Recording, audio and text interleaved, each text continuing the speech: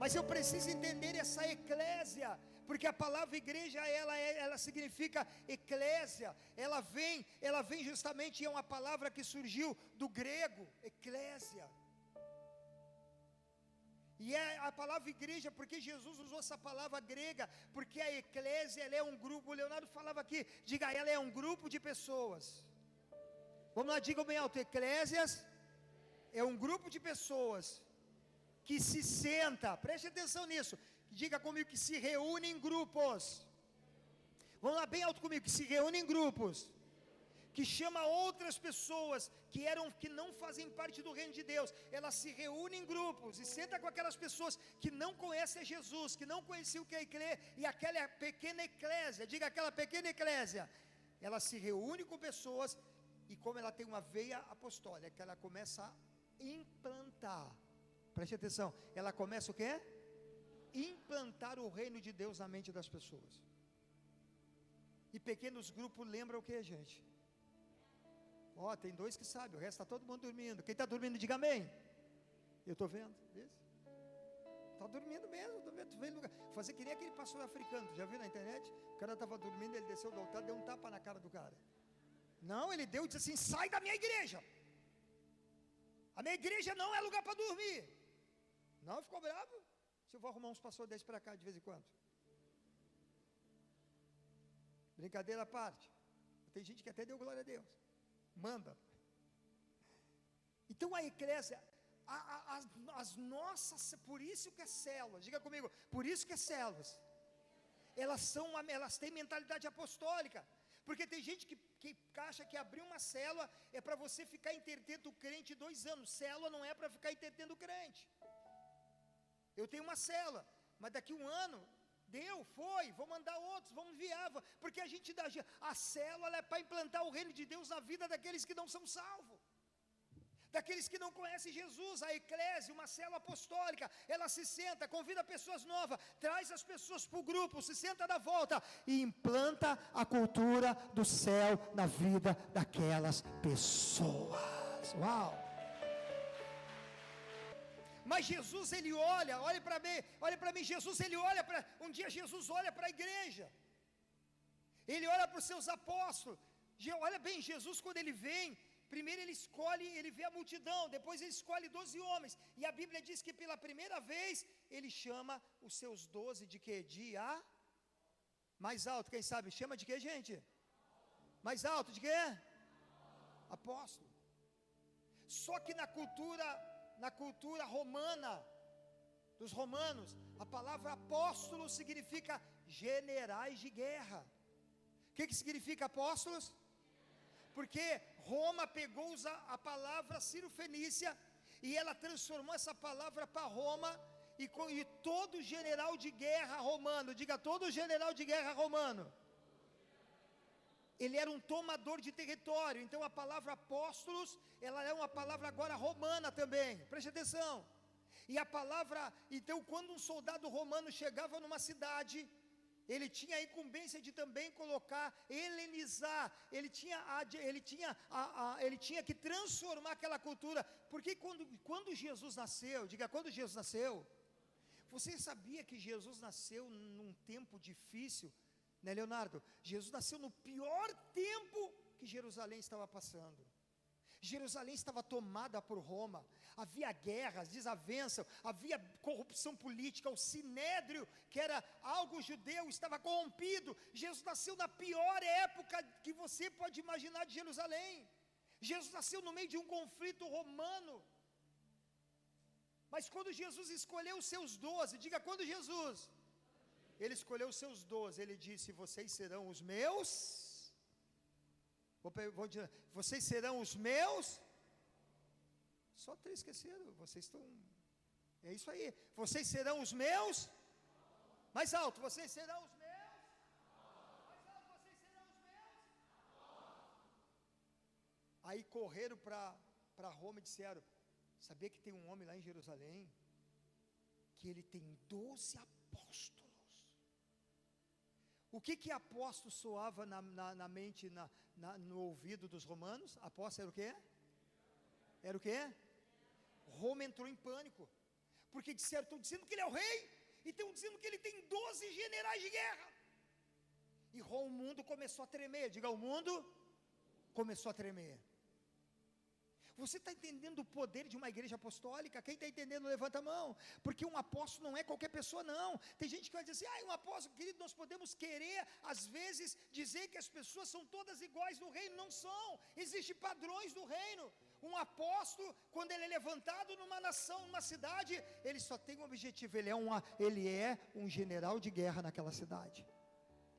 E John Kelly, ele fala assim, quando um apóstolo vê que está tudo calmo, ele vai lá e cria uma guerra. Por isso que você, para fazer parte de uma igreja apostólica, você tem que entender o objetivo da conquista do reino. Tem muita gente nessa cidade para ser conquistada. Quem concorda comigo, levanta as duas mãos bem alto, bem mais alto que você puder. Só se tu não concorda, fica com a mão. Quem concorda que tem muita gente para conquistar, tem muita alma para ganhar, tem muita alma para ser salva. Quem acredita que tem muita gente para batizar, esse é o trabalho de uma igreja apostólica, é tomar o território que não foi tomado ainda. A gente entra lá e traz e implanta a cultura do reino de Deus. Pode aplaudir o Senhor. As duas mãos para você gritar nós temos que fazer o diabo tremer agora. As duas mãos, diga, a igreja é o organismo mais poderoso dessa terra. Grita, você faz sua, diga, a igreja é o organismo mais poderoso dessa terra. Você não é alguém qualquer. Levanta a mão, diga, eu não sou alguém qualquer não. Diga, eu não sou alguém qualquer não. Levanta as suas mãos, diga, eu faço parte da igreja. Você está entendendo isso?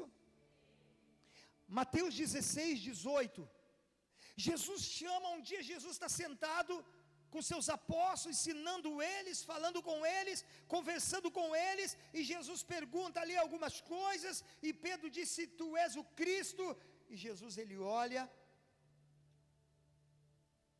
da mesma maneira, ele diz assim, ele responde a eles, da mesma maneira, eu te digo que tu és Pedro, tu és Petras, e sobre que pedra é essa, a declaração de Pedro? Diga bem alto, eu edificarei. O que Jesus vai edificar? Só quem é a igreja, o que ele vai edificar? O que ele disse? Eu edificarei a minha igreja. Não é a igreja do Alfredo, não é a igreja do fulano, não é a igreja do ciclano. Às vezes as pessoas dizem assim, eu vou para aquela igreja lá do pastor tal, que não. Ele disse, eu edificarei a minha igreja. Você está entendendo isso? De qual igreja você faz parte? Nós somos da CCR12, essa igreja ela tem uma unção de restauração, mas nós fizemos no contexto universal, nós fizemos parte da igreja de quem? De Jesus. Quem tem certeza que você faz parte da igreja de Jesus, da noiva, do Cordeiro? Levanta a mão, bem alto, bem alto. Levanta a mão mais alto, dá glória a Deus por isso. Mas tu não entendeu isso ainda não, querido. Tu está me olhando aqui para mim, contando essa explicação para você, mas tu não entendeu o que é fazer parte da igreja de Jesus. Ele disse, eu edificarei a minha igreja, e ele diz, e as portas do Hades, do inferno, não prevalecerão contra ela. Não, você está dormindo. Você sabia que você tem tudo que você sabia que você tem tudo daquilo que você crê? Porque Jesus deu uma autoridade, olhe para cá por favor, Jesus deu uma autoridade sobre a igreja. Ele deu uma autoridade que Jesus deu para a igreja sobre Elma, que ele disse tudo. E quando Jesus fala, ele não fala com outra coisa, ele fala com a sua igreja. Ele diz, quando você entender o ambiente da igreja, tudo será possível, aquilo que você quer. O que ele disse? Bota a mão no nome do teu irmão e diga para ele, você já entendeu isso, irmão? Que isso é uma promessa para a igreja? Tudo aquilo que você crê, diga para ele, tudo será possível para você. Tudo aquilo que você crê será possível para você. Diga, tudo é possível para aquele que crê. Levanta a mão e grita, tudo é possível para aquele que crê. Grita mais alto, tudo é possível para aquele que crê. Não grita que se você acredita nisso, diga, tudo é possível para aquele que crê. Uau! Tudo! Só que quando você lê essa palavra, tudo é possível para aquele que crê em. Porque não é sobre todo aquele que crê e fica vazio. É tudo aquilo que você crê. Você é a única pessoa na face dessa terra. Escute o que eu vou dizer para você. Você é a única pessoa, porque você não pegou isso e não vive disso. Olhe para cá. Você é a única pessoa na face dessa terra que tem um poder de ter qualquer coisa que você deseja, se você crer. Você pode dizer que até para dar amém, porque a gente não acredita nem naquilo que a gente faz parte. A gente senta no banco de uma igreja, vai domingo para casa, então somos mais incrédulos que os incrédulos.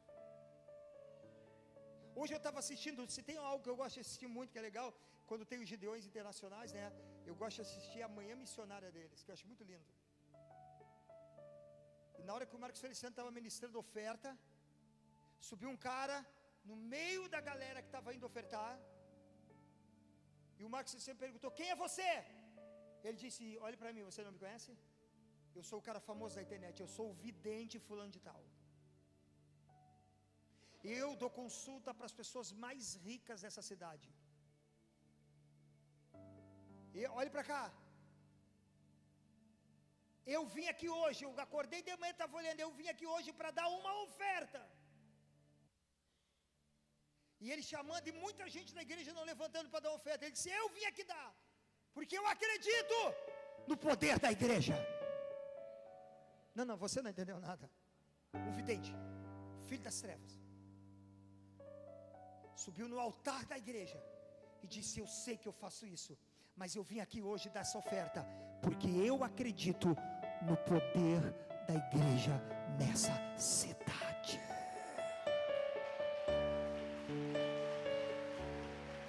Todo mundo ficou em silêncio.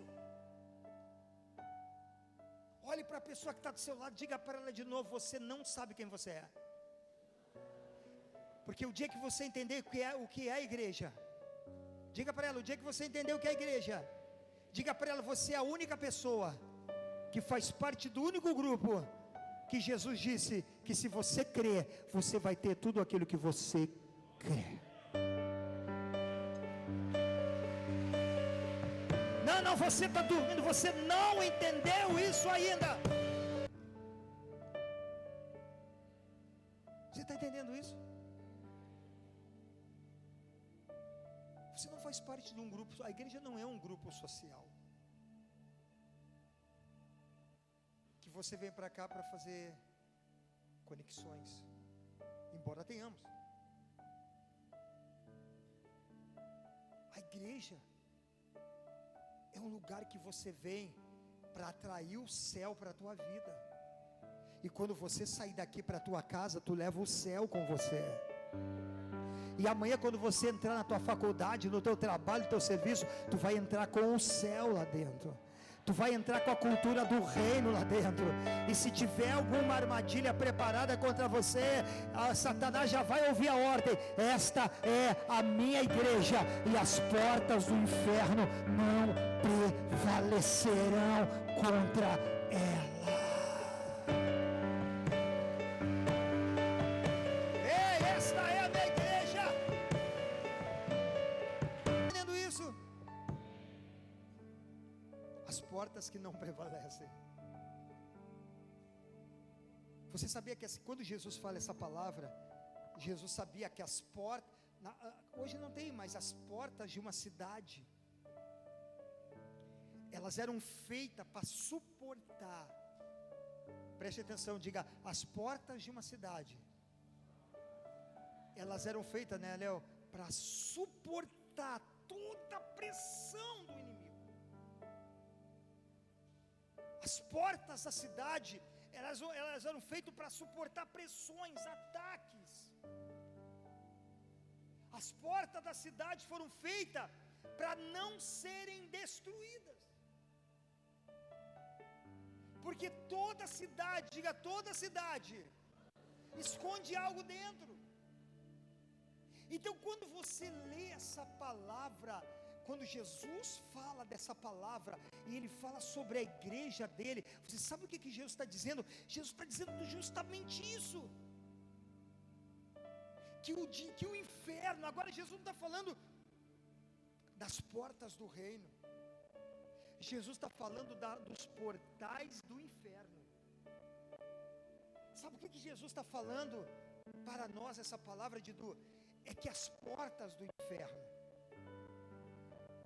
elas estão vindo sobre a igreja, para suportar o poder da igreja, para tentar desfazer a igreja, para tentar destruir a igreja.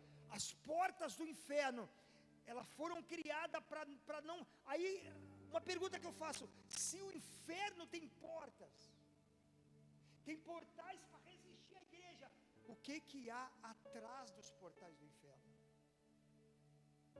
Segundo Miles Moore, ele dizia assim, que os portais do inferno é onde o diabo está retendo a tua prosperidade, aonde o diabo está retendo a tua cura, aonde o inferno está retendo a tua provisão, aonde o inferno está retendo a tua obediência, a tua vida de crente. Então Jesus está dizendo: meus apóstolos, se levantem, olhem para a frente, você vai ver as portas do inferno vindo contra a igreja. Mas Jesus está dizendo, essas portas que estão vindo para impedir, diga, para impedir o avanço da igreja, não está dando certo, não está funcionando. Segundo o IBGE, hoje nós somos aproximadamente de 68 a 70 milhões de cristãos no Brasil já.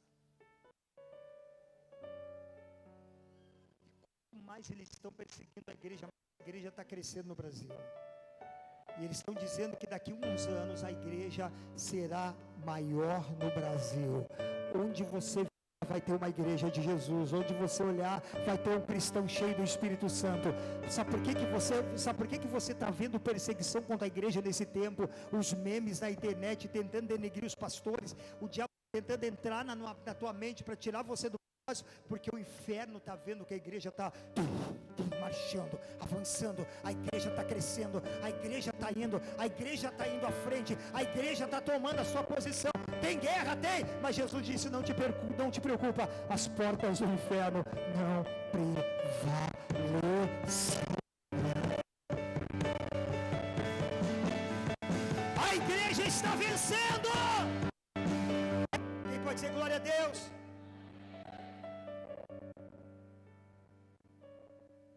Nós fizemos parte, você faz parte dessa igreja, e esse lugar aqui Deus escolheu para essa igreja, para essa parte do corpo estar reunida.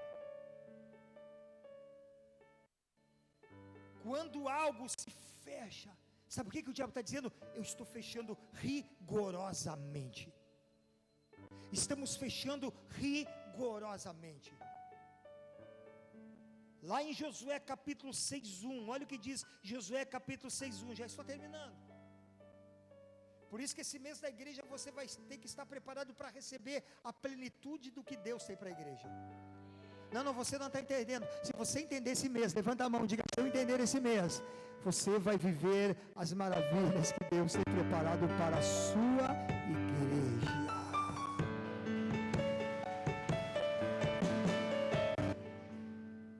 Quando o rei de Jericó recebeu a notícia que Israel, diga Israel, estava avançando para Jericó para tomar ele, o que eles fizeram?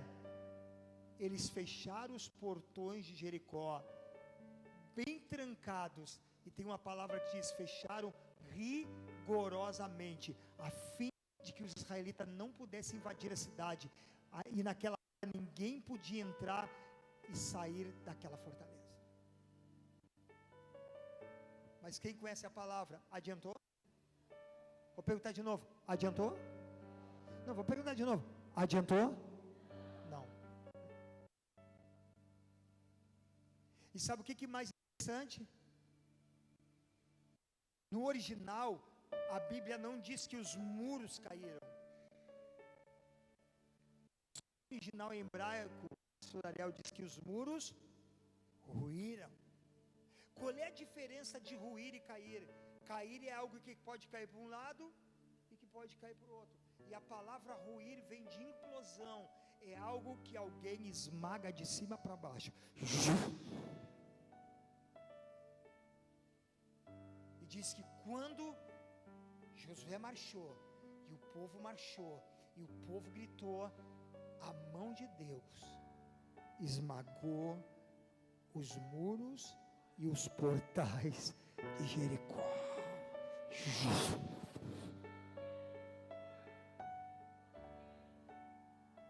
Quando você faz parte da igreja, levanta a mão e diga: quando eu faço parte da igreja e tiver muralhas na sua frente, vá contra elas, vá contra elas. E na hora que você chegar perto dela, o Senhor vai esmagar as muralhas na tua frente. Eu ministrei a palavra no Laranjal, quarta-feira, foi muito benção. Gostei daquela palavra, eu ministrei, mas eu gostei dela. Que eu falei da transição do povo saindo do Egito, e a transição que Deus fez para tirar. Porque no primeiro momento, diga, no primeiro momento, Deus tirou o povo do Egito. E no segundo momento, o que Deus fez? O que Deus fez no segundo momento? Primeiro ele tirou o povo da onde? E depois ele fez o quê? Pode falar, tirou o quê? Isso, pessoal, tirou o Egito de dentro do povo. Como é que Deus tirou o povo do Egito, gente? Mandando 10 pragas, atordoando e impressionando o faraó. Deus impressiona Faraó com as 10 pragas. Deus faz, é tão poderoso que Deus causa em Faraó, que Faraó chama, depois da última praga, Faraó chama Moisés e disse: sai daqui, pega esse povo e vai embora. Diga comigo, agora já não era. Diga, agora já não era. Mas alguém lutando contra o mal. Diga, não era mais alguém lutando para se livrar do mal. Diga bem alto, agora é o próprio mal querendo se livrar da pessoa. Eu quero dizer para a tua vida, o dia que tu entender o poder de Deus na tua vida, o diabo vai olhar para você e dizer: sai daqui! Ele vai olhar para você: eu não quero você, eu não entendo você, porque o diabo não vai resistir à unção da igreja que há em você.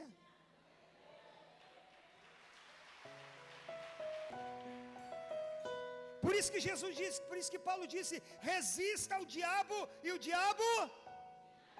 Uau, isso mesmo. Olha, resista o diabo e o diabo...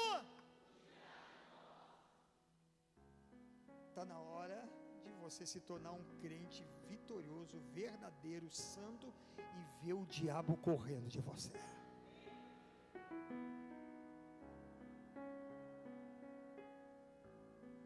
Eu sei que essa palavra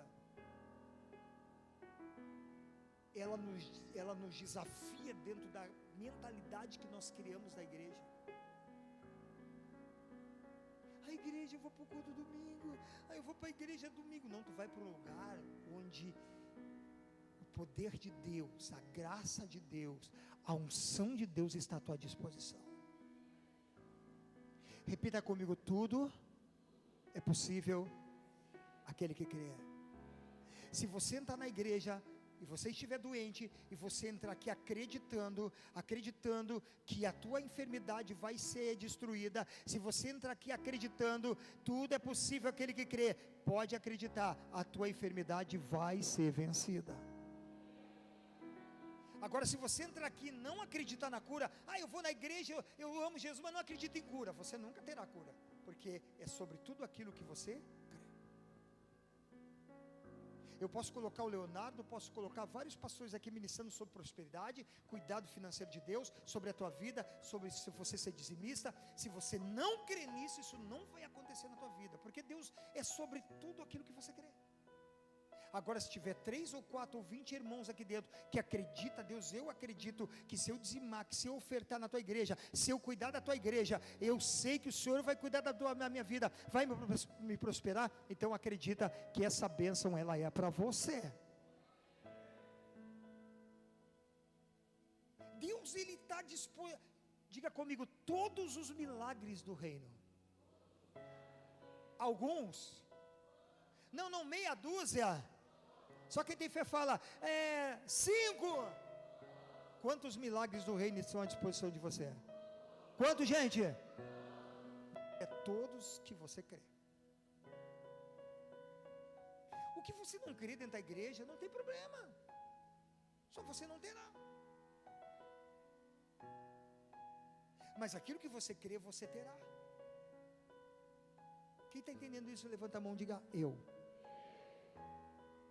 Porque o reino de Deus, diga comigo, o reino de Deus se move na direção daquele que crê. A cidade estava rigorosamente fechada, e que Jesus, sabe o que Jesus está dizendo? Não importa, Satanás, encerre essas portas, tranque as suas portas, faça o que você quiser, mas quando a minha igreja se levantar, as portas do inferno não prevalecerão contra ela.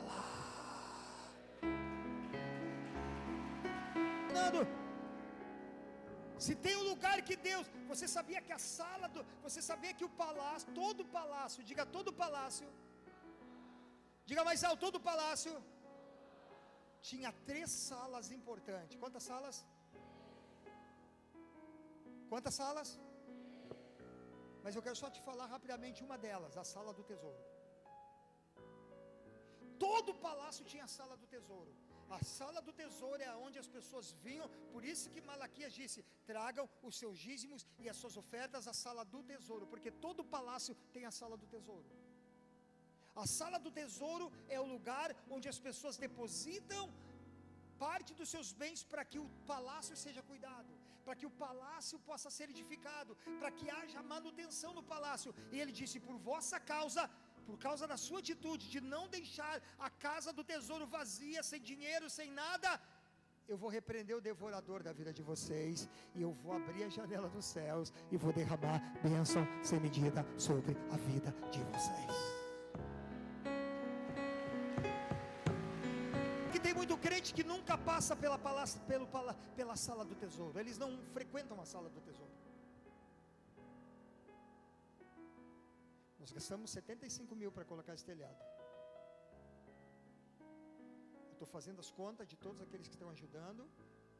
Talvez a gente não tenha chego ainda nem na metade daquilo que a gente investiu. Nós estamos recuperando a sala do tesouro. Porque o próximo passo, nós vamos colocar o piso flutuante aqui nesse altar. Vai ficar lindo. Quem gostaria disso, levanta as 2 mãos bem altas. Então está na hora de você frequentar a sala dos tesouros. Está na hora de você investir teu dinheiro na sala do tesouro do palácio, para que haja manutenção e mantimento na minha casa de Senhor. Um dia eu vou falar para vocês das 2 outras salas, que são fantásticas e tremendas.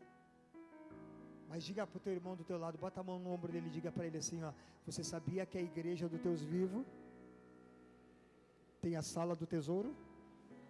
E ela está esperando para você dar uma passadinha lá.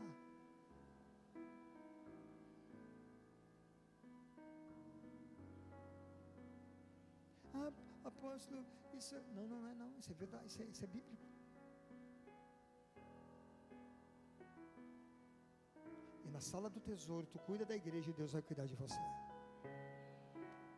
E eu vejo pela fé que Deus vai cuidar. Tem gente que vai ficar surpreso com aquilo que Deus vai fazer na tua vida, que está cuidando da sala do trono, da sala do tesouro na igreja.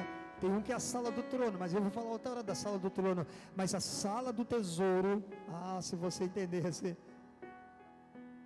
eu vou dar um spoiler. A sala do tesouro é a sala que te dá acesso à sala do trono. Quem frequenta a sala do tesouro tem direito à sala do trono.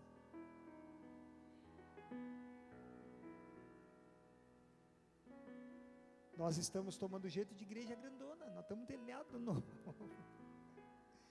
Vai te preparar por aquilo que vai vir, porque agora nós começamos. Levanta a mão e diga, nós começamos. E diga: as portas do inferno não vão nos parar.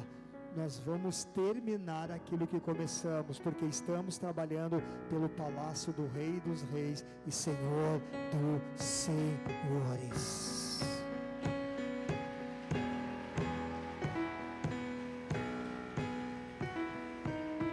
Pastor, por que o senhor se preocupa tanto com a igreja? Por que tem tanta gente que se preocupa? Salmos 69:10. 69:10. Digam glória a Deus. Diga glória a Deus. Diga glória a Deus.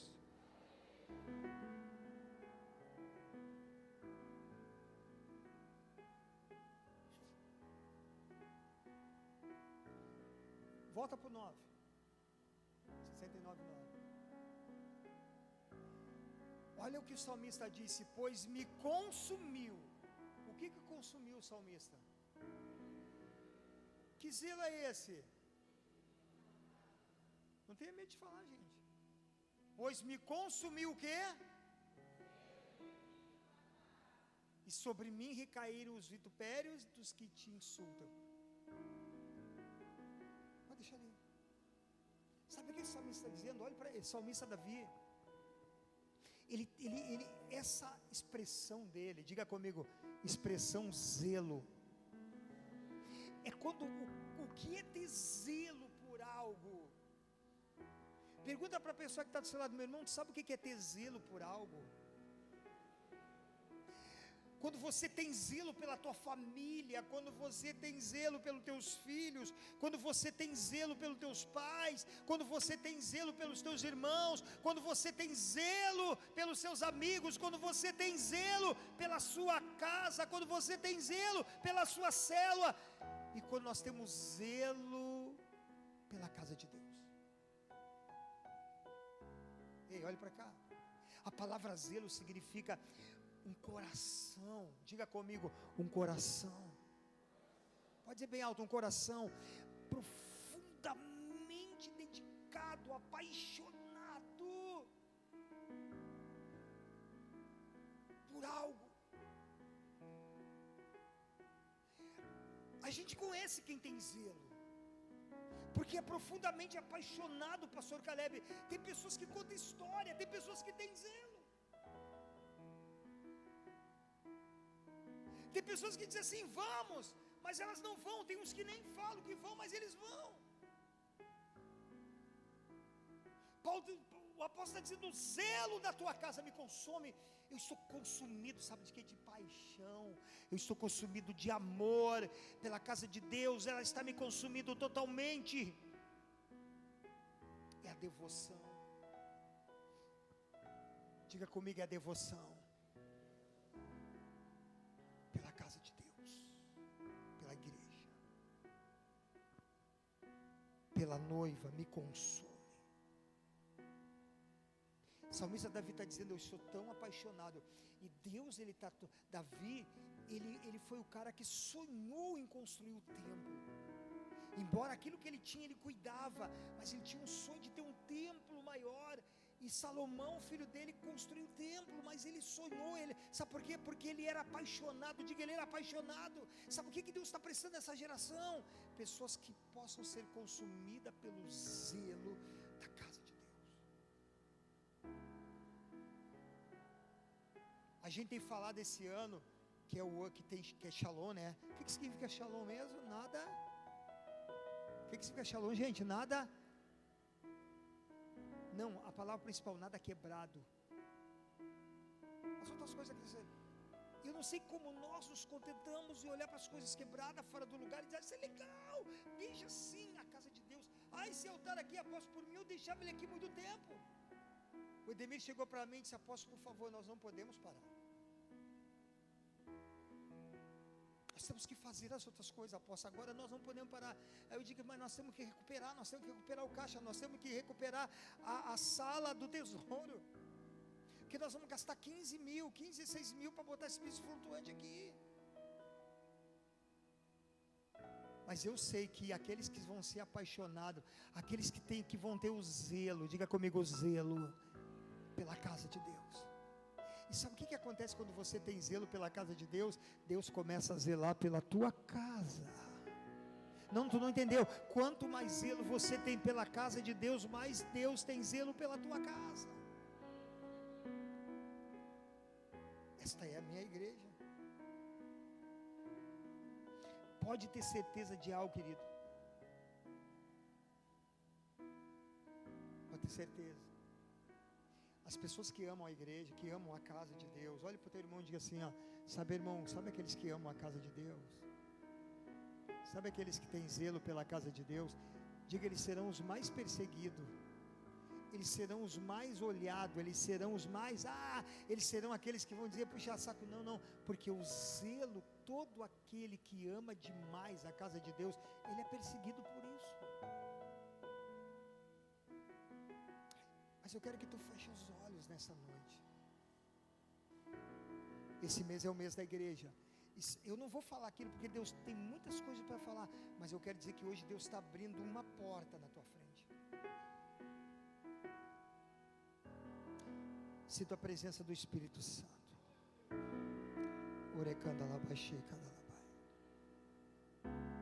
Tu está desempregado?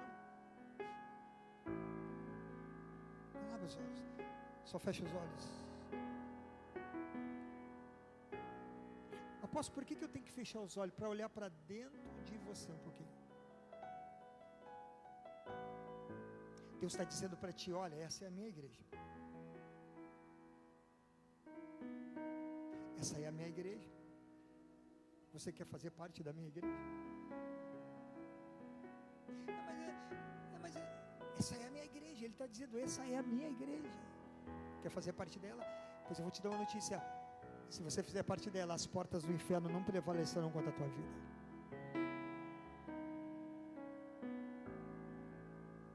Nenhum mal tocará na tua casa. Nenhum encantamento haverá na tua casa. A gente faz parte de tanta coisa. Tem gente que paga a mensalidade do seu clube de futebol e não consegue ofertar e ser dizimista à igreja. Tem gente que chora pelo seu clube de futebol, não consegue dar um glória a Deus quando vem na igreja. Tem gente que faz parte, eu não estou dizendo que fazer parte de instituição é errado, mas se tem um lugar onde a tua vida está garantida, se tem um lugar onde você está protegido, se tem um lugar onde você está guardado, é na casa de Deus. Apóstolo, eu gostaria de mudar minha história, minha vida. Apóstolo, eu gostaria de mudar minha história. Gostaria?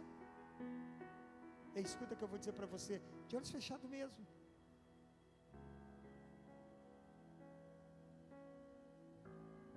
Pedro e João iam subindo para o templo, que era a igreja naquela época, para a oração das 3 horas da tarde. Todos os dias, quando eles subiam o templo, tinha um homem sentado nos degraus do lado de fora do templo, pedindo esmola. Era paralítico e pedia esmola. Aquele homem teve anos e anos e anos do lado de fora do templo, pedindo esmola e paralítico. Um dia Paulo chegou para ele, Pedro, e disse para ele, João e Pedro disse para ele, o que tu queres aqui? Eu quero ser curado. Ele disse, nós não temos dinheiro para te dar, mas uma coisa nós temos. E a palavra original seria, levanta e anda para dentro do templo. E a Bíblia diz que na mesma hora ele deu um salto, foi curado e entrou para dentro do templo, e ele pulava, cantava e glorificava a Deus.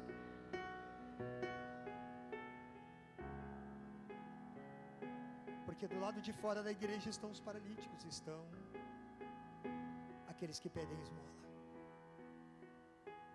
Fecha os olhos, por favor, querido. Do lado de fora do templo estão os desesperados, os ansiosos, que eles precisam entender que é só dar um passo e entrar para dentro do templo. Esse mês, Deus tem coisas muito lindas para fazer na tua vida. Desculpa, é para aquele que crê. Tu crê? Esse mês é o mês da igreja.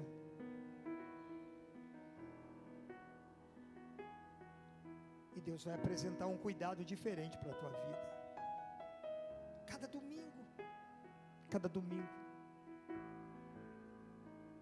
Que isso tu sair da tua casa esse mês e dizer, alguém vai perguntar, onde é que tu vai? Eu vou para a igreja.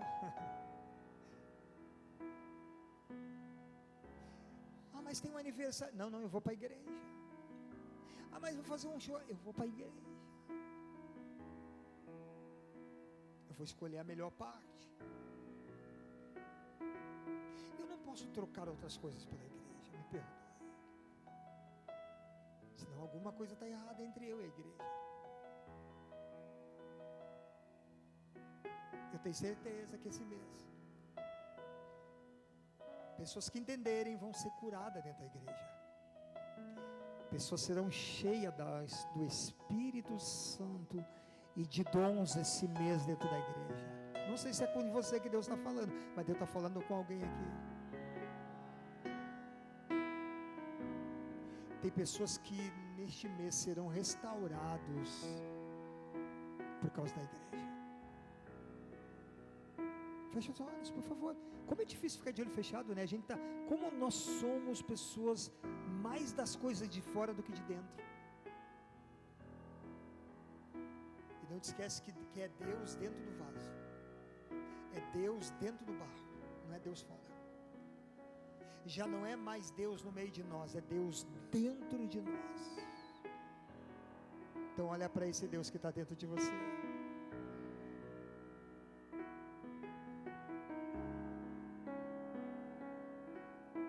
Quem está aqui hoje e tu gostaria dessa noite dizer, Senhor, me dá zelo pela tua casa. Eu cuido tanto da minha vida, não é errado tu cuidar da tua casa, cuidar da tua família, tu pode fazer tudo isso, mas não perca o zelo pela casa de Deus.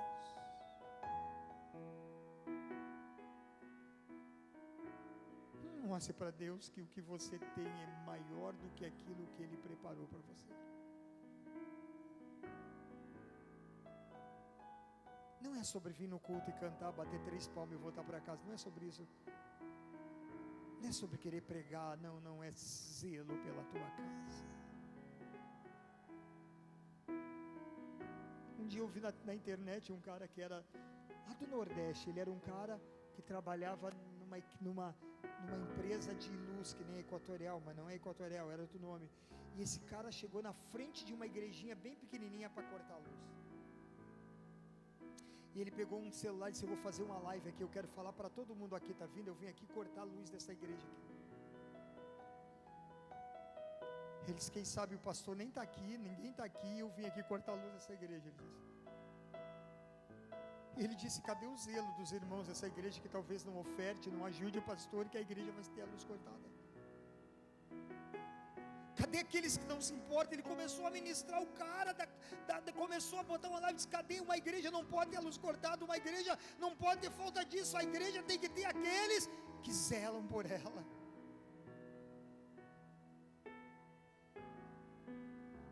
Eu posso ver pela fé, querido, nessa noite, que Deus vai fazer uma revolução na tua vida se tu começar a ter zelo pela casa dele. A casa que tu sonha, Ele vai te dar. O trabalho que tu sonha, Ele vai te dar.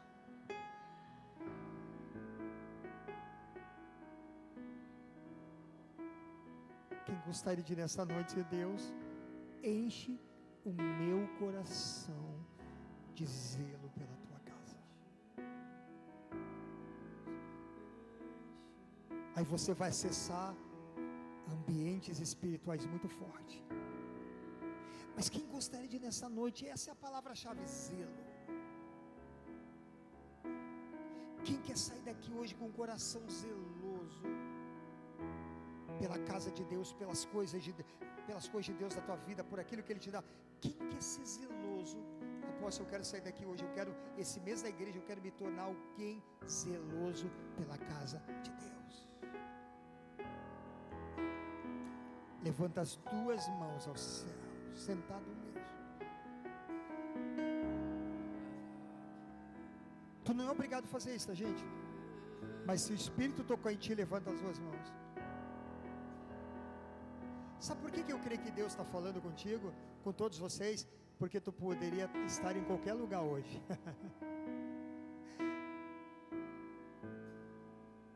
Mas tu veio aqui hoje. Levantou a mão, fica em pé.